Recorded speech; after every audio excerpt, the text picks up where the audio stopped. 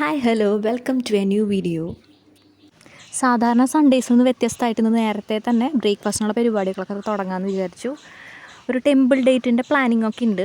അപ്പോൾ അപ്പത്തിനുള്ള മാവൊക്കെ പൊന്തിയിട്ടുണ്ട്. ഇത് ഞങ്ങളുടെ പുതിയ ലൈറ്ററാണ് കേട്ടോ. ഇപ്പോൾ ഇതുമ്മയാണ് പരിപാടികളൊക്കെ. രസമാണ് യൂസ് ചെയ്യാൻ. അപ്പോൾ ഒന്ന് കുറുമക്കറിയും അപ്പമാണ്. അപ്പം എന്ന് പറഞ്ഞാൽ അപ്പച്ചട്ടിയിലൊന്നല്ല കേട്ടോ, ദോശക്കല്ലുമ്മയാണ് അപ്പത്തിൻ്റെ പ്രിപ്പറേഷൻ. എന്താ വെച്ചാൽ കുഞ്ഞെണീറ്റ് വരികയാണെങ്കിൽ അവനെയും കയ്യിൽ വെച്ചുണ്ടാക്കാൻ ഇതാണ് എളുപ്പം. കുഞ്ഞെണീക്കുന്നതിന് മുമ്പ് ബ്രേക്ക്ഫാസ്റ്റിൻ്റെ പരിപാടികളൊക്കെ കഴിയുകയാണെങ്കിൽ കുറച്ചുകൂടി ഈസി ആവും. അല്ലെങ്കിൽ ഹാൻഡിൽ ചെയ്യാൻ കുറച്ച് ബുദ്ധിമുട്ടാണ്. ബ്രസ്റ്റ് ഫീഡിങ് കണ്ടിന്യൂ ചെയ്യുന്നത് കൊണ്ട് തന്നെ ഇതിനിടയിൽ ആൾ എണീക്കുകയാണെങ്കിൽ ഇതൊക്കെ അവിടെ ഇട്ടിട്ട് ഓടേണ്ടി വരും. ഇനി നമ്മൾ എവിടെയെങ്കിലും പോകാൻ പ്ലാൻ ചെയ്ത് നിൽക്കുന്ന ദിവസമാണെങ്കിലോ ലേറ്റായിട്ടേ എണീക്കുകയുള്ളൂ. അപ്പോൾ പറഞ്ഞ പോലെ ആൻഷിക്കുട്ടൻ ഇന്ന് ഉറക്കത്തിരി കൂടുതലാണ്. ഒന്ന് എണീറ്റു പിന്നെ കിടന്നുറങ്ങി. അപ്പം ഞാൻ പോയി കുളിയൊക്കെ കഴിഞ്ഞ് വന്നു. Still he sleeping. അപ്പോൾ മുട്ടക്കുട്ടി ഉറക്കത്തിൽ തന്നെയാണ്. അങ്ങനെ അവനെ നോക്കിയിരുന്നാൽ ശരിയാവില്ല എന്ന് കണ്ടപ്പോൾ പതിയെ ഒന്ന് എണീപ്പിച്ചു. വലിയ പ്രശ്നമൊന്നുമില്ലാണ്ട് എണീറ്റ് പോന്നു. ഏറ്റവും വലിയ പ്രശ്നം ഫുഡ് കൊടുക്കലാണല്ലോ. അങ്ങനെ സ്പീക്കറിൽ പാട്ടൊക്കെ വെച്ച് കേൾപ്പിച്ചിട്ട് എങ്ങനെയൊക്കെയോ 2 വായ കഴിപ്പിച്ചു. അങ്ങനെ മുട്ടക്കുട്ടിയുടെ കുളിയും കഴിഞ്ഞു. വീട്ടിൽ നിന്ന് ഇറങ്ങുമ്പോഴേക്കും കയ്യിൽ കോയിൻ കൊടുക്കുകയും വേണം. അത് കയ്യിൽ സൂക്ഷിച്ച് പിടിച്ച് അമ്പലത്തിൽ കൊണ്ട് വിടുകയൊക്കെ ചെയ്യും കേട്ടോ. ചില പ്രത്യേക സാഹചര്യങ്ങൾ കൊണ്ടുപോയ പോലെ തിരിച്ചു കൊണ്ടുവരികയും ചെയ്യും. അപ്പം ഞങ്ങളിതാ ഇറങ്ങുക വീട്ടിൽ നിന്ന്. ഇന്ന് തലയിലിടണ തൊപ്പിയെടുക്കാനൊന്നും ആൾ സമ്മതിച്ചിട്ടില്ല കേട്ടോ. അപ്പം എൻ്റെ ഷോൾ കൊണ്ട് കവർ ചെയ്യാമെന്നാണ് വിചാരിക്കുന്നത്. ചിലപ്പോൾ അതും സമ്മതിക്കില്ല. അപ്പം ഞങ്ങളിന്ന് പോണത് തൃശ്ശൂർ പെരിങ്ങാവുള്ള ധന്വന്തരി മൂർത്തിയുടെ ക്ഷേത്രത്തിലാണ്. ധന്വന്തരി എന്നുള്ള പേരിൽ നിന്ന് നമുക്ക് മനസ്സിലാവുമല്ലോ, രോഗശാന്തിക്കാണ് നമ്മൾ അവിടെ പോയിട്ട് തൊഴണമെന്നുള്ളത്. ഞങ്ങൾ വീട്ടിൽ നിന്ന് ഇറങ്ങാൻ കുറച്ച് ലേറ്റായി. എപ്പോഴും അമ്പലം അടയ്ക്കാമെന്നൊന്നും അറിയില്ല. ആൻഷിക്കുട്ടനൊന്നും കുഴപ്പമില്ലാണ്ടിരിക്കുന്നുണ്ട്. കാറ്റിലൊക്കെ എൻജോയ് ചെയ്തിട്ടാണ് ഇന്ന് യാത്ര. അല്ലെങ്കിൽ വാശി പിടിച്ച് സീറ്റിൽ എണീറ്റ് നിൽക്കുകയും അങ്ങോട്ടും ഇങ്ങോട്ടൊക്കെ തിരിയലാണ്. ഉറങ്ങുകയാണെങ്കിൽ മാത്രമേ അടങ്ങി ഒതുങ്ങി ഇരിക്കാറുള്ളൂ. പക്ഷെ ഇന്നെന്തോ ഇഷ്ടമായിട്ടുണ്ട്. അങ്ങനെതാ ഞങ്ങൾ എത്താറായി. അപ്പോഴും അമ്പലം അടയ്ക്കുമോ എന്നുള്ള ടെൻഷനുണ്ട്. അങ്ങനെയാണെങ്കിൽ വഴിപാട് വൈകുന്നേരത്തേക്ക് എഴുതാൻ പറ്റുമെന്നൊന്ന് നോക്കണം എന്നൊക്കെ വിചാരിച്ചിട്ടാണ് പോണത്. ഞങ്ങൾ രാവിലെ അങ്ങനെ വന്നിട്ടില്ല, അപ്പോൾ അതുകൊണ്ട് ടൈം അറിയില്ല. വൈകുന്നേരങ്ങളിലാണ് കൂടുതലും വരാറ്. ഇപ്പോൾ ഇവിടേക്ക് വന്നിട്ടും കുറച്ച് നാളുകളായി. പെരിങ്ങാവ് ദേവസ്വത്തിൻ്റെ കീഴിലുള്ള ശ്രീ ധന്വന്തരി ക്ഷേത്രം. അപ്പോൾ ദൈവഭാഗ്യം കൊണ്ട് അമ്പലം അടച്ചിട്ടുണ്ടായിരുന്നില്ല. ഞങ്ങൾ വേഗം കയറി തൊഴുതു. ചേട്ടൻ അവിടെ വഴിപാടൊക്കെ എഴുതാൻ നിൽക്കുമായിരുന്നു.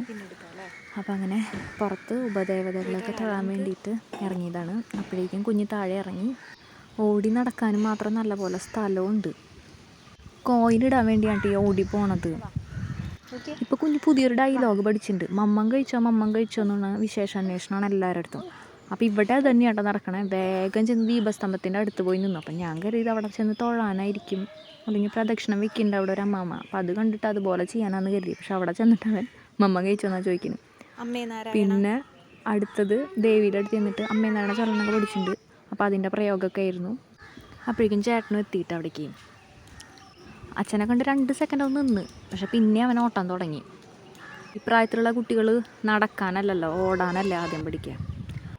ഓടി ചെന്നിട്ട് തുലാഭാര തട്ടിൻ്റെ അവിടെ പോയി ഊഞ്ഞാലെന്നും പറഞ്ഞ് നിൽക്കണതാണ് ഈ കാണുന്നത്. വീട്ടിലാണെങ്കിൽ എത്ര നിർബന്ധിച്ചാലും വെള്ളം കുടിക്കാത്ത ആൾക്ക് ഇവിടെ എത്ര കുടിച്ചിട്ടും മതിയാവണില്ല.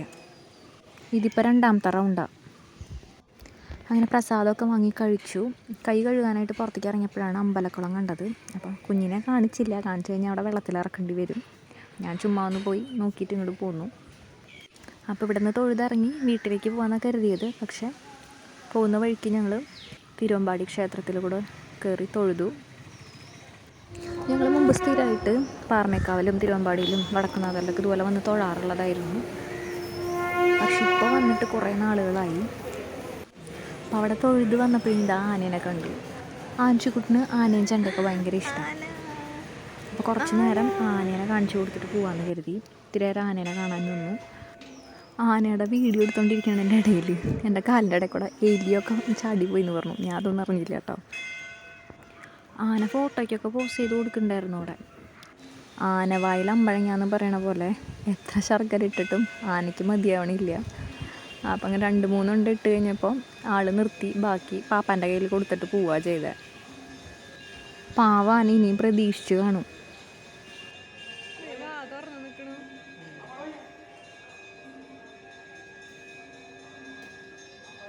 ആനയ്ക്കാണെങ്കിൽ ഒട്ടും തൃപ്തിയായിട്ടില്ല.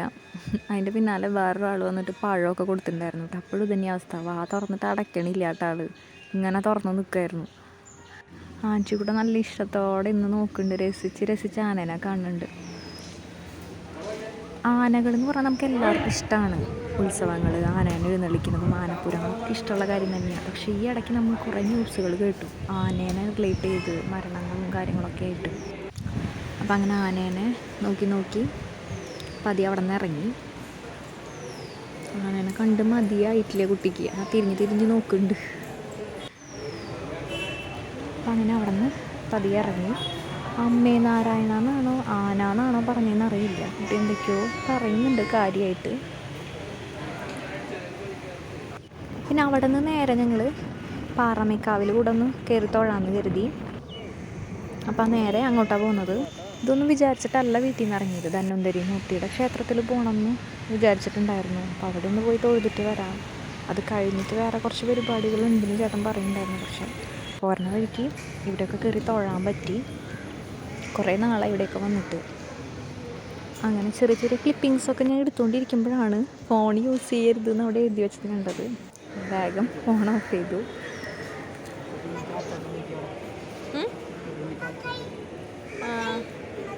അമ്മക്കൈ ഇന്ന് പതിവില്ലാതെ അമ്മയച്ഛനും കൈ പിടിച്ച് കൊണ്ടുപോകണം എന്നൊക്കെ പറയുന്നുണ്ട്. അല്ലെങ്കിൽ ആരുടെയും കൈ പിടിക്കാതെ ഓടാനാണ് ഇഷ്ടം.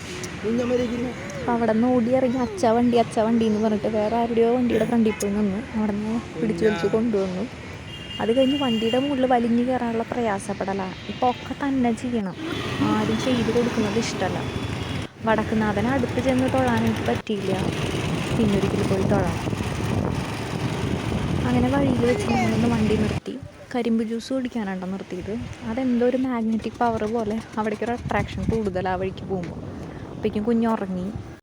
ഉറങ്ങുമ്പോഴേ തലയിൽ ഷോൾ ഇടാനൊക്കെ സമ്മതിക്കുള്ളൂ കേട്ടോ ആൾ. അപ്പം അങ്ങനെ ഞങ്ങൾ വീടെത്തിയപ്പോഴേക്കും അച്ഛനവിടെ കുരുമുളക് പറിക്കുകയായിരുന്നു. അപ്പോൾ കുഞ്ഞിതേനെ അച്ചാച്ചനെ കാണാൻ വേണ്ടി പോവാണ്. അച്ചാച്ച അവിടെ മരത്തുമുണ്ട്. അപ്പോൾ അത്രയേ ഉള്ളൂ ഇന്നത്തെ വീഡിയോ. അപ്പോൾ എല്ലാവരും ലൈക്ക്, ഷെയർ ആൻഡ് സബ്സ്ക്രൈബ്.